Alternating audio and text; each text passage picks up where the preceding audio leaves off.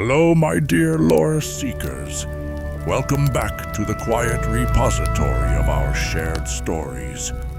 Tonight, our journey takes us away from the clash of armies and the grand histories of fallen kingdoms, and turns instead toward an exploration of an inner light, a magic born not of power, but of purity. We will venture into the very heart of what it means to be resilient in a world filled with shadows. It is a story of a single, beautiful, and profoundly difficult charm, a guardian woven from the happiest threads of memory and emotion, a light that can pierce the most soul-draining darkness. Settle in, quiet your mind, and allow the world to fade away. Let us delve into the deepest secrets of the soul's own magic as we uncover the complete and luminous history of the Patronus Charm. Before we begin, if you find value in our stories, please take a moment to like and subscribe, or check out our Patreon link in the description below. Your support is what allows us to continue these journeys together.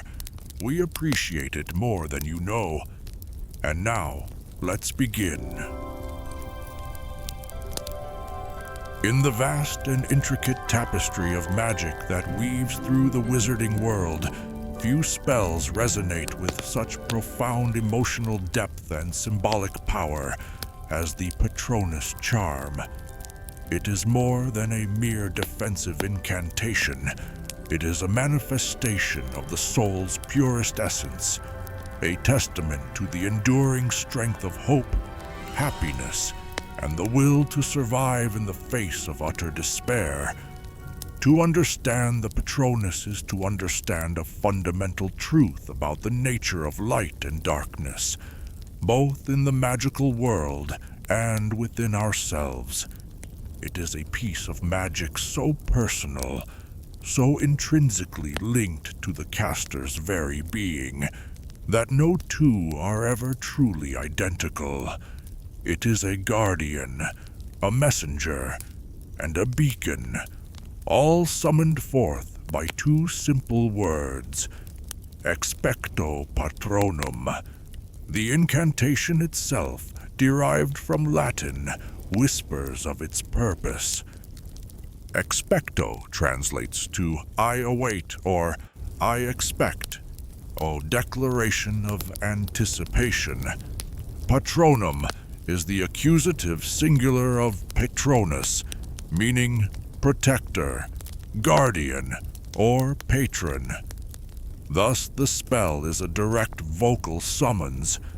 I await a guardian. It is not a plea, but a confident expectation, a command issued to the positive forces dwelling within one's own spirit. This distinction is crucial. The magic does not come from an external source. It is drawn from the deepest wells of one's own emotional history. It is a self-generated shield, forged in the fires of joy. To cast the charm, a witch or wizard must perform a specific, though not overly complex, wand movement. But the physical action is secondary to the immense mental and emotional discipline required. The true challenge of the Patronus Charm lies in its core component. The caster must focus with absolute clarity and conviction on a single, powerful, happy memory. This is not a simple recollection of a pleasant afternoon. It must be a memory that is visceral, consuming, and potent enough to generate an overwhelming wave of positive feeling. It must be a moment of pure, unadulterated joy, love, or triumph, a memory so bright that it can physically manifest as a shield of magical energy. This requirement is what places the Patronus Charm firmly in the category of advanced magic. Many fully qualified and highly competent witches and wizards live their entire lives without ever being able to produce a corporeal or fully formed Patronus. The difficulty is twofold. First, one must possess a memory of sufficient power. While everyone experiences happiness, not everyone possesses a memory so potent that it can be weaponized against profound magical darkness. Second, and perhaps more critically, one must be able to access and hold on to that memory in the very presence of that which seeks to destroy all happiness. A Dementor. Imagine the scenario. You are confronted by a creature that embodies the very essence of depression and despair. Its presence drains all warmth, all hope, all possibility of happiness from the air around you. The atmosphere grows cold, frost creeping across surfaces, and your mind is flooded with your worst experiences, your deepest fears, your most painful regrets. In this state of profound emotional assault, you are required to find and cling to a single joyful thought. It is like trying to light a match in the heart of a hurricane. The Dementor's aura actively works against the very conditions necessary to repel it. It is a perfect, vicious circle. The creature feeds on your hope, and to fight it, you must generate hope from within. This is why the charm is a mark of exceptional magical ability and immense inner strength. It requires a level of emotional control and mental fortitude that few possess. The magic itself is a fascinating branch of transfiguration, though it is often considered a unique discipline unto itself. It is not about changing an object's form, but about transfiguring raw emotion into tangible, protective energy. The positive force, the pure happiness of the memory, acts as a substance, which the spell then shapes into a guardian. This energy is antithetical to the nature of creatures like Dementors. A Dementor feeds on human happiness, draining it until only despair remains, leaving its victim as an empty shell. The Patronus, however, is pure, concentrated happiness, but it is not human. It is a magical construct. When a Dementor attempts to feed on a Patronus, it finds no fear, no despair to latch onto. It is, in essence, trying to consume a sunbeam. The Patronus provides the Dementor with a meal of pure positive energy, but it cannot process it. The light and warmth are anathema to its cold, dark nature, and thus it is driven back, repelled by a force it cannot comprehend or consume. This is the genius of the charm. It does not destroy the Dementor, but rather shields the caster by offering the creature a source of energy that it cannot harm and that ultimately repels it. It is a perfect defense, born of the very thing the attacker seeks to extinguish. The history of the Patronus Charm is as ancient and shrouded in mystery as the dark creatures it was designed to combat. There is no single credited inventor of the spell. Unlike more modern incantations or potions whose origins can be traced to a specific individual or era, the Patronus Charm seems to have emerged organically from the deep past, a piece of primordial magic developed out of sheer necessity. Its earliest recorded uses are found in tales of heroism and defiance against the darkest of magical creatures. One of the most famous and earliest accounts comes from the legendary wizard Andros the Invincible, who was reputed to be the only known wizard to have produced a Patronus the size of a giant. While this is likely an exaggeration passed down through centuries of storytelling, the legend itself points to the charm's long-standing reputation as a tool of powerful and righteous wizards. The primary impetus for the charm's development was the existence of two particularly foul creatures, the Dementor and the even rarer, but arguably more terrifying, Lethifold. Dementors, as we have discussed, are non-beings, soul-sucking fiends that thrive in the darkest, filthiest places, feeding on despair and capable of performing the Dementor's kiss, a fate considered by many to be worse than death, where the victim's soul is sucked from their body, leaving them a mindless, living husk. The Patronus is the only known spell that can effectively repel them. The Lethifold, whose name means deadly shroud in some translations, is a thankfully rare creature native to tropical climates. It resembles a black cloak, perhaps half an inch thick, that glides along the ground at night in search of prey. It attacks sleeping humans, suffocating them before digesting them in their beds, leaving no trace of itself or its victim. The only defense against a Lethifold is, once again, the Patronus Charm. The creature is impervious to all other forms of magic-stunning spells, jinxes. Even the killing curse simply passed through it. But the brilliant light and positive energy of a Patronus will blast it away, forcing it to retreat. The account of the wizard Flavius Belby, who survived a Lethifold attack in 1782 while on holiday in Papua New Guinea, provides one of the most vivid descriptions of the charm's effectiveness. Awakened while being attacked, Belby managed to recall the memory of his recent election as president of the local Gobstones Club, a memory of sufficient happiness to produce a Patronus that repelled the creature. This historical account serves to solidify the charm's status as a unique and indispensable tool for survival against a specific class of dark entities that prey on the very essence of life and happiness.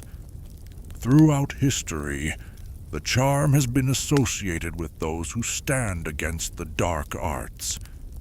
It is often seen as a hallmark of the brave and the pure of heart. Members of organizations dedicated to fighting evil, such as the Order of the Phoenix, have historically been proficient in its use.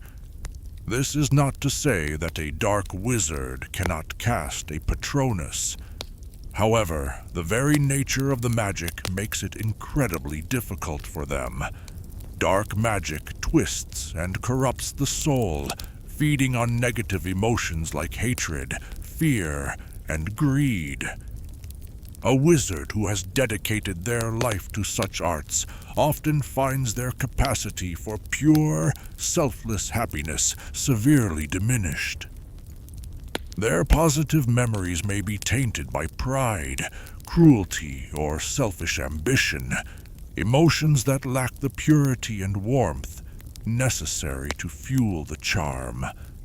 A dark wizard might be able to produce a weak, indistinct wisp of silver light, but a fully formed, powerful Patronus is almost certainly beyond their reach. The one notable, and perhaps unique exception to this rule only serves to prove it. The dark wizard Raxidian, who lived in a forest infested with dementors, managed to teach himself the charm. However, when he used it to save himself from a dementor attack, the Patronus, in the form of a maggot, turned on him and consumed him from within, a horrifying testament to the idea that a soul steeped in evil cannot produce a guardian of pure light without facing catastrophic consequences. The magic of the Patronus seems to possess an innate morality, a refusal to serve those who have wholly given themselves over to darkness. It is a light that cannot be controlled by a darkened soul. The Patronus charm does not manifest in a single uniform way. Its appearance and strength can vary dramatically depending on the skill, emotional state, and even the character of the caster. These variations result in two distinct forms of the charm, the incorporeal Patronus and the corporeal Patronus. Understanding the difference between these two is key to appreciating the depth and complexity of this branch of magic. The incorporeal Patronus is the more common of the two forms. It is the result of a partially successful or developing casting of the charm. It does not take the shape of a recognizable creature, but instead appears as a burst of silvery white vapor or mist that erupts from the caster's wand. While it may not have the defined form of its more advanced counterpart, an incorporeal Patronus is not without its uses. It can still function as a shield, creating a barrier of positive energy between the caster and a dementor. It can halt a dementor's advance and prevent it from performing the kiss, providing a crucial, life-saving buffer. For many wizards, producing a strong incorporeal shield is a significant magical achievement in itself. However, the protection offered by an incorporeal Patronus is limited. It is a passive defense. It creates a wall, but it does not have the agency to attack or drive dementors away. When faced with a small number of dementors, a well-cast incorporeal shield might be sufficient to hold them at bay long enough for the caster to escape. But against a large swarm, it will likely be overwhelmed.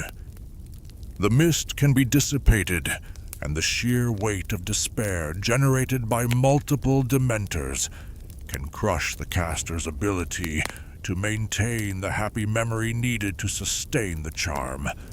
We see this when Harry Potter is first learning the charm with Professor Lupin. His initial attempts produce nothing more than a faint wisp of silver, which does little to deter the boggart dementor. As his skill grows, he is able to produce a powerful, shimmering silver shield, an incorporeal Patronus that is strong enough to knock the boggart back. This demonstrates the developmental stage of the charm. It is a significant step toward mastery, but it is not the final form. The corporeal Patronus, on the other hand, is the mark of a truly accomplished wizard. This is the fully realized form of the charm, where the silvery energy coalesces into the distinct, shimmering shape of an animal. This animal guardian is not merely a shield, it is an active protector. It possesses a form of magical consciousness and agency. A corporeal Patronus will not just block a dementor, it will charge at it, drive it back, and can disperse entire groups of them. It is a projection of the caster's own life force and positive will, given a form that is both deeply personal and powerfully protective. The ability to produce a corporeal Patronus signifies a high level of magical talent and emotional discipline. It means the caster has not only found a sufficiently powerful memory, but has mastered the art of holding on to it with unwavering focus, even under the most extreme duress. The animal form it takes is not chosen by the caster. It is believed to be a reflection of the caster's innermost self, their hidden personality, or the qualities they value most. It is, in a sense, the witch or wizard's spirit animal, made manifest in pure, positive energy. This is why the form of a Patronus can be so revealing. It can uncover truths about a person that even they themselves may not be consciously aware of. The power of a corporeal Patronus is directly proportional to the strength of the happy memory used to create it. A memory of moderate happiness might produce a small, fleet-footed Patronus, while a memory of overwhelming, life-altering joy can produce a large, powerful guardian capable of feats of incredible magical defense. The most famous example of this is, of course, Harry Potter's casting of the Patronus by the lake in Prisoner of Azkaban. Faced with 100 Dementors about to perform the kiss on himself and Sirius Black, Harry, believing he is seeing his father cast the charm, is finally able to access a memory of true, profound happiness. The moment he realized he was leaving the Dursleys and had a home with Sirius. This surge of pure joy, combined with his love for his godfather and his own innate magical strength, allows him to produce a magnificent, powerful stag Patronus that charges across the lake and scatters the entire swarm of Dementors, a feat that would be considered extraordinary for a wizard of any age, let alone a 13-year-old. The corporeal Patronus is a rare and beautiful sight, a shimmering, translucent beacon of silver-white light that moves with a silent, ethereal grace. It emits a sense of warmth and protection, the complete antithesis of the chilling despair of a Dementor. It is the ultimate expression of the charm, a perfect fusion of emotion, magic, and identity. It is the guardian awaited, finally arrived in its full glory. The true magic and mystery of the Patronus Charm lie in the breathtaking diversity of its corporeal forms.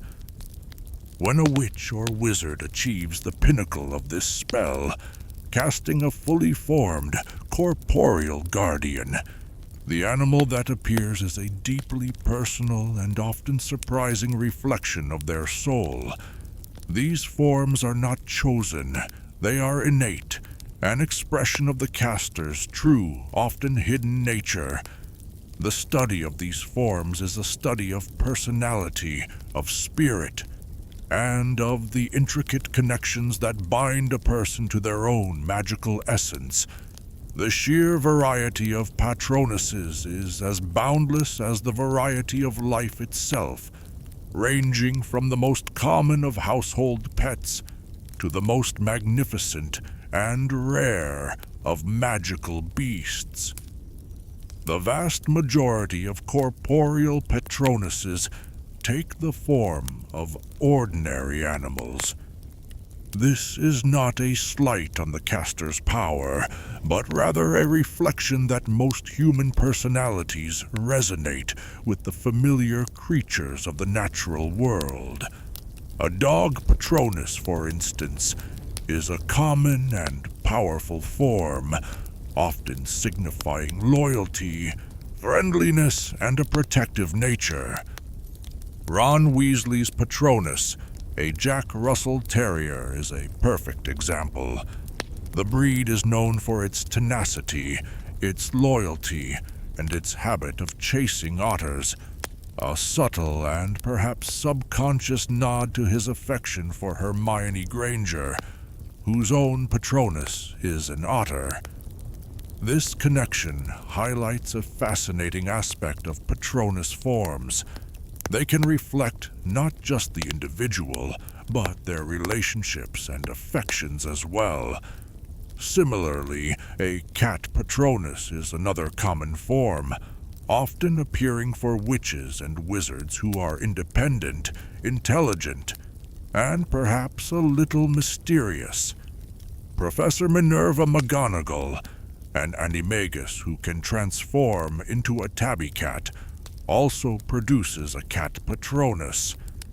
In her case, it is 3 distinct cats, a testament to her immense power and her deep connection to that particular form. Dolores Umbridge also casts a cat Patronus, a fluffy, Persian-like creature. This serves as a chilling reminder that the form of a Patronus is not an indicator of morality. Umbridge, a cruel and prejudiced woman, was able to focus on her own twisted sense of satisfaction and order to produce a powerful guardian.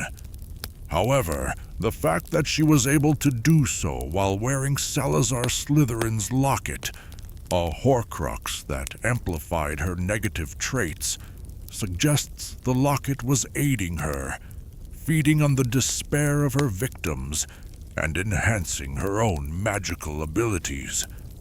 Her Patronus, in this context, becomes a perversion of the charm's true purpose, a shield of manufactured positivity, protecting a core of pure malice. The form a Patronus takes often symbolizes a key aspect of the caster's personality. Hermione Granger's otter is a clever and dexterous animal, reflecting her own sharp intellect and resourcefulness. The otter is also a member of the Weasley family, another subtle link to the Weasley family and her love for Ron. Luna Lovegood's Patronus is a hare, a creature associated with intuition, wildness, and a connection to the moon, all of which are deeply emblematic of Luna's own eccentric and insightful character. Arthur Weasley's Patronus is a weasel, a direct and affectionate nod to his family name and his humble, steadfast nature. Some Patronuses are more revealing of a hidden or aspirational aspect of a person's character. Cho Chang's Patronus is a swan, a creature of grace and beauty, but also one that mourns its lost mate deeply, a poignant reflection of her grief over Cedric Diggory's death. Kingsley Shacklebolt, a powerful aura and a pillar of strength in the Order of the Phoenix, has a Patronus in the form of a lynx, a creature known for its incredible eyesight and its ability to see through illusions. A fitting guardian for a man dedicated to uncovering deception and protecting the truth. Then there are the Patronuses that are tied to family, to legacy, and to love. The most powerful example of this is, of course, the Potter family. Harry Potter's Patronus is a stag, the same form as his father, James Potter's animagus form. This is a direct and powerful link to the father he never knew. The stag is a king of the forest, a protector of other creatures, a symbol of leadership and strength. It represents everything James was to his friends, and everything Harry strives to be. His stag is not just a guardian. It is the embodiment of his father's love and protection, reaching across the veil of death to shield his son. This connection is made even more poignant by the Patronus of Severus Snape. For years, Snape's Patronus was unknown, a secret he kept as closely guarded as his own conflicted heart. It is only in the final stages of the Second Wizarding War that we learn the truth. Snape's Patronus is a doe, the same form as Lily Evans Potter's Patronus. It is a perfect, heartbreaking symbol of his undying, unrequited love for Harry's mother. His love for Lily was the one pure, untainted, and powerful emotion in his life, and it was this memory, this feeling, that fueled his Patronus. The fact that his Patronus matches Lily's is a testament to the all-consuming nature of his love. It literally reshaped his magical essence to mirror hers. When Dumbledore realizes this, seeing the silver doe spring from Snape's wand, he is moved to his very core, asking, "After all this time," to which Snape delivers his most iconic and revealing line, "Always." The doe Patronus is Snape's ultimate secret, the proof of his true allegiance, and a monument to a love that persisted through bitterness, war, and even death itself. It is the ultimate symbol of how love can shape this most personal of magics. While most Patronuses are common animals, it is possible, though exceptionally rare, for a witch or wizard to produce a Patronus that takes the form of a magical creature.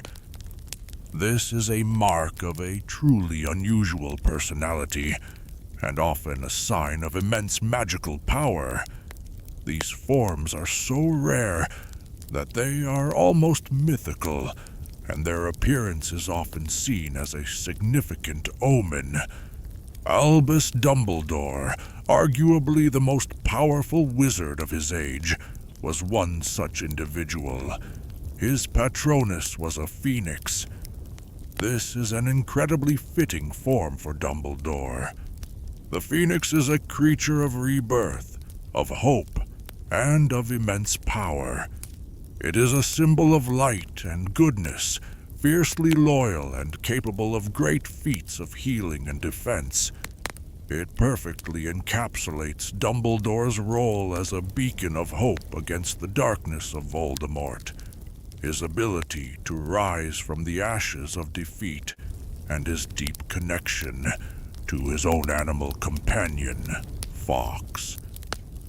A Phoenix Patronus is a sign of a wizard who is almost a force of nature in their own right, a champion of the light whose spirit is unbreakable. Another known magical Patronus belonged to the legendary wizard Andros the Invincible, who, as mentioned, was said to have a Patronus the size of a giant. While the exact form is not specified in historical texts, the sheer scale suggests a magical creature of immense power. This rarity speaks to the nature of the magic itself. The form a Patronus takes is a reflection of the soul. For one's soul to resonate not with a creature of the natural world, but with one of pure magic, suggests a personality that is somehow larger than life, one that is deeply and intrinsically connected to the raw, untamed forces of the magical world. It is also possible for a Patronus to take the form of an extinct animal. The wizard Hedley Fleetwood, for example, had a Patronus in the form of a woolly mammoth, a creature that had been extinct for thousands of years. This suggests that the pool of possible Patronus forms is not limited to living creatures. but extends to the whole history of life on Earth, and perhaps even to creatures of myth and legend that have never walked the earth at all. It is a reflection of the caster's affinity, and if that affinity lies with a creature of the distant past, then that is the form the guardian will take. The form of a Patronus can also be influenced by the witch or wizard's heritage. Those with connections to specific magical cultures might find their Patronuses taking forms significant to those cultures. It is a vast and largely unexplored area of magical theory, but the implications are fascinating. The Patronus is a window into the soul, and for those whose souls are touched by ancient magic or rare power, the form their guardian takes can be as unique and extraordinary as they are. It is a reminder that in the world of magic, the deepest truths are often the most beautiful and the most rare. Perhaps the most fascinating and emotionally charged aspect of Patronus lore is the phenomenon of a Patronus changing its form. This is an incredibly rare occurrence, happening only when a witch or wizard experiences a profound, life-altering emotional shock or upheaval. A Patronus is so intrinsically tied to one's core identity that for it to change, the identity of the caster must in some fundamental way have been reshaped. The most common catalyst for such a change is love, particularly a deep, all-consuming, and eternal love. When a person falls so deeply in love that their partner becomes a central part of their very being, their Patronus may change to reflect that connection, often taking the form of their loved one's Patronus, or a creature that is complementary to it. It is the ultimate magical expression of finding one's soulmate. The magic of the soul literally reforms itself to acknowledge the new, central truth of the caster's life. The most well-documented case of this phenomenon is that of Nymphadora Tonks. Tonks, a metamorph magus whose outer appearance was always in flux, initially had a Patronus that was likely a reflection of her own quirky and adaptable personality, perhaps a jackrabbit or a similar creature. However, after she fell in love with Remus Lupin, her Patronus changed dramatically.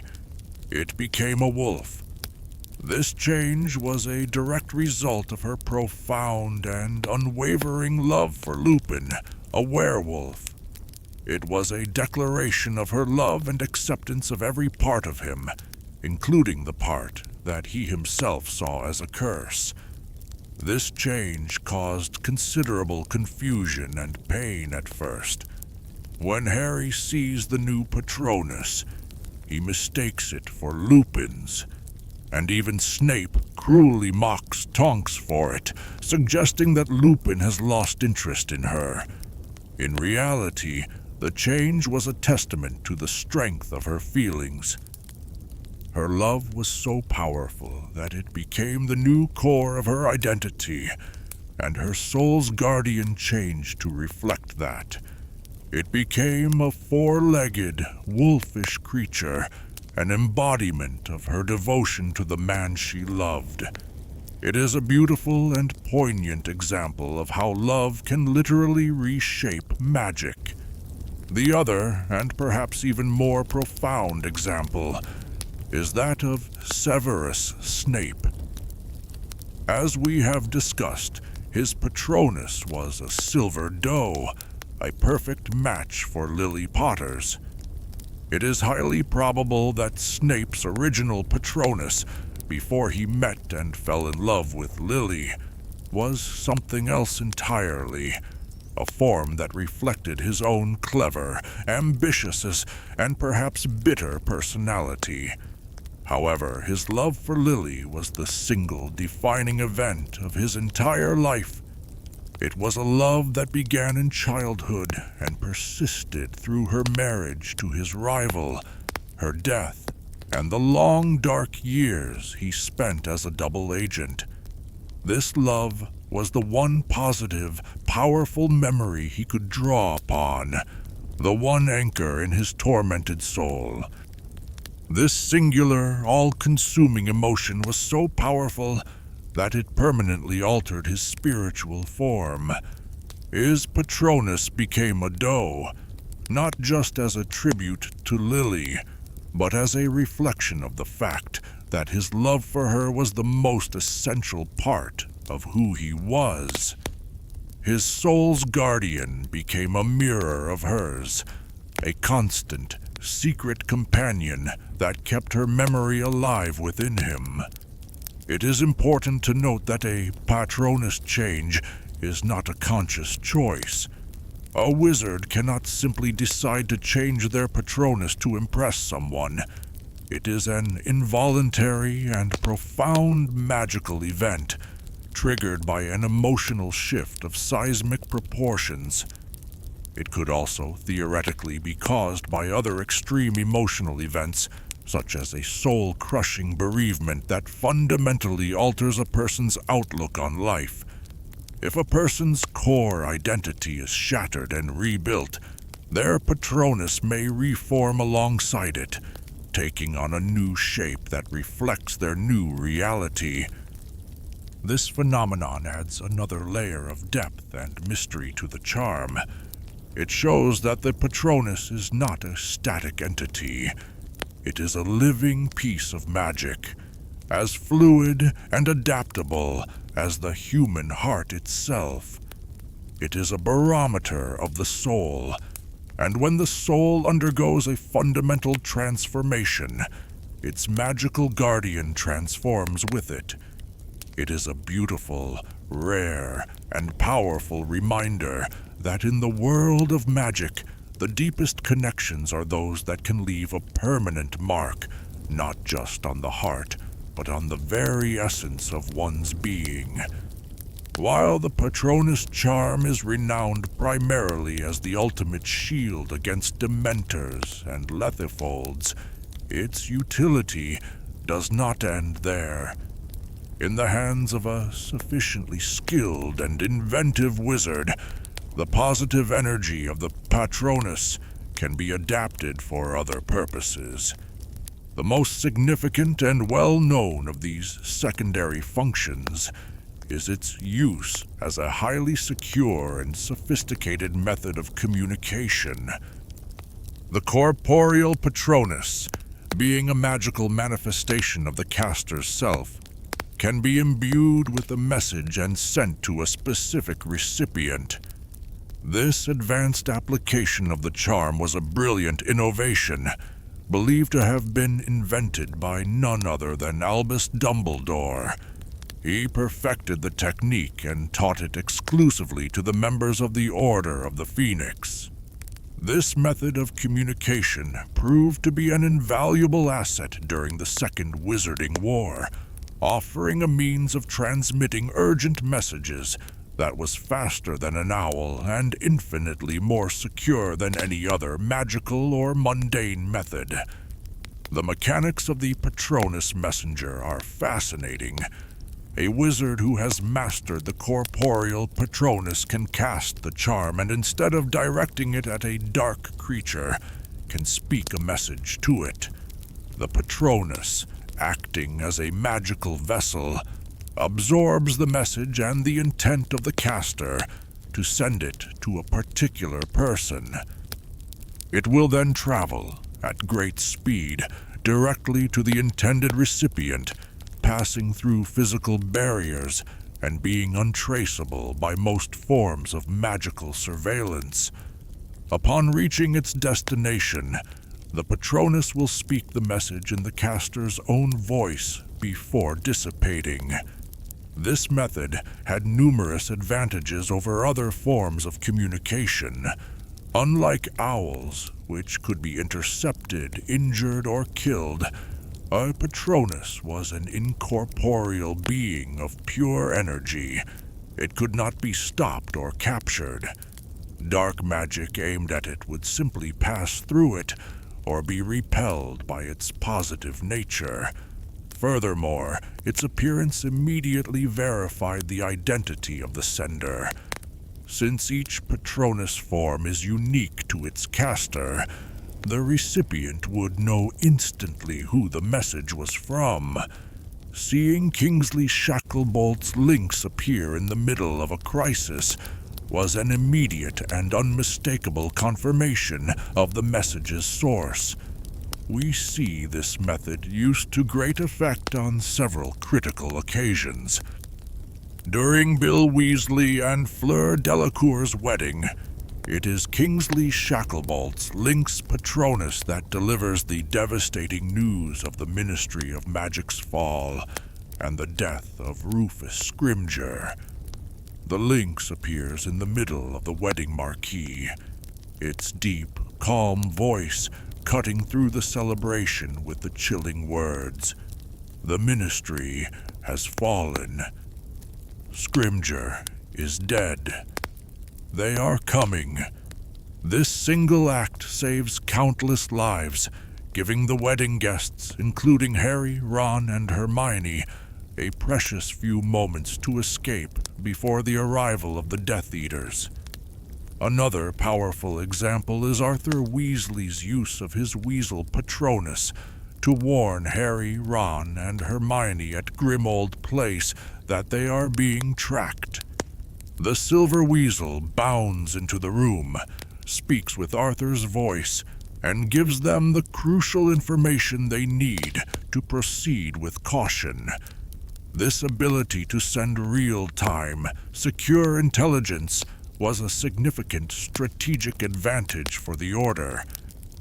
The Patronus Messenger also served as a source of comfort and hope.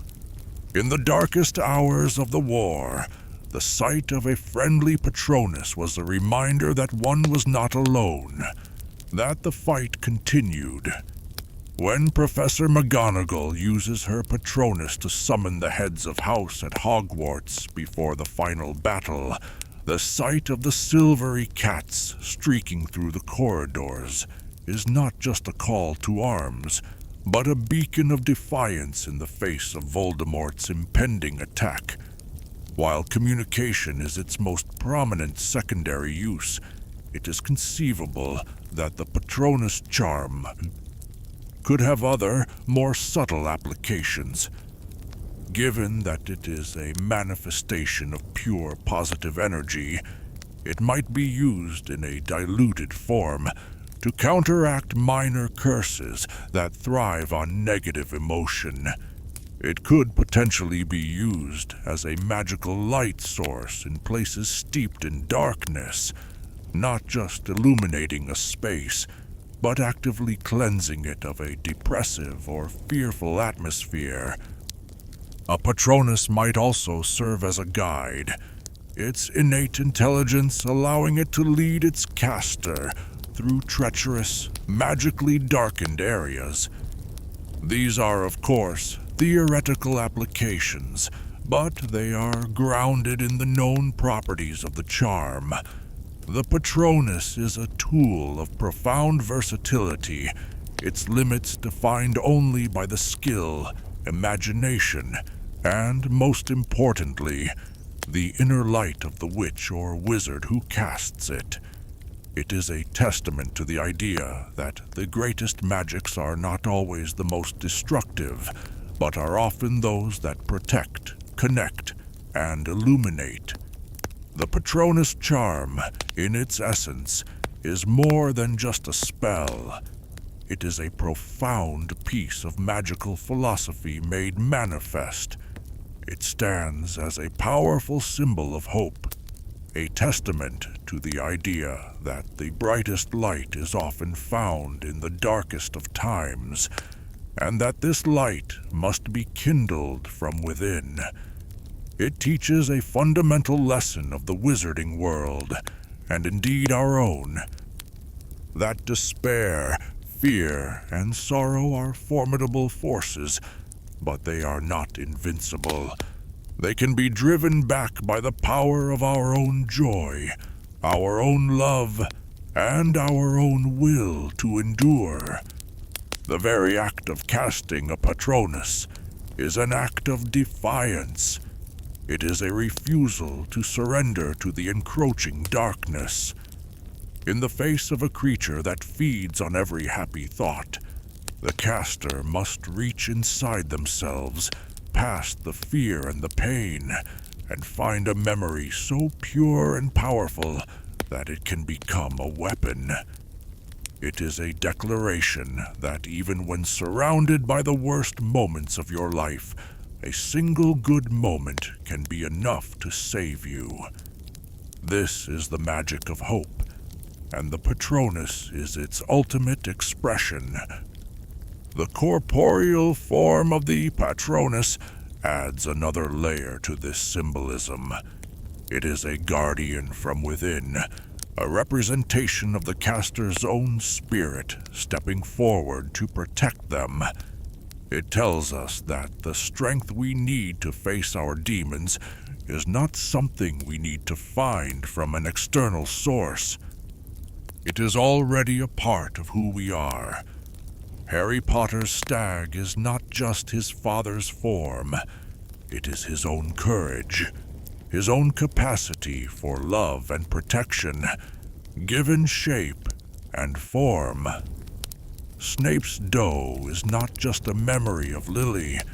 It is the physical embodiment of a love so powerful it could motivate a man to walk a path of immense sacrifice and danger for years on end. Our Patronus is our inner strength, our truest self, visualized in a form of pure, benevolent light. Furthermore, the charm's rarity and difficulty underscore its value. It is not an easy magic. Hope is not always easy to find. Happiness is not always easy to hold on to. The Patronus Charm requires work, practice, and immense emotional fortitude. It is a skill that must be earned, a light that must be nurtured. Its power is a direct reflection of the effort and the emotional truth invested in it. From its mysterious origins as a shield against the soul-devouring Dementors and the shadowy Lethifolds, to its ingenious adaptation as a secure messenger by the Order of the Phoenix, the Patronus Charm has proven itself to be one of the most powerful, versatile, and beautiful pieces of defensive magic known to wizard kind. It is a light in the darkness, a guardian from the soul, and a shining symbol of the enduring power of a single happy thought. It reminds us that no matter how dark the night becomes, there is a light within each of us, waiting to be called forth, a guardian we can always await. Thank you for joining me on this journey into the heart of one of magic's most profound mysteries.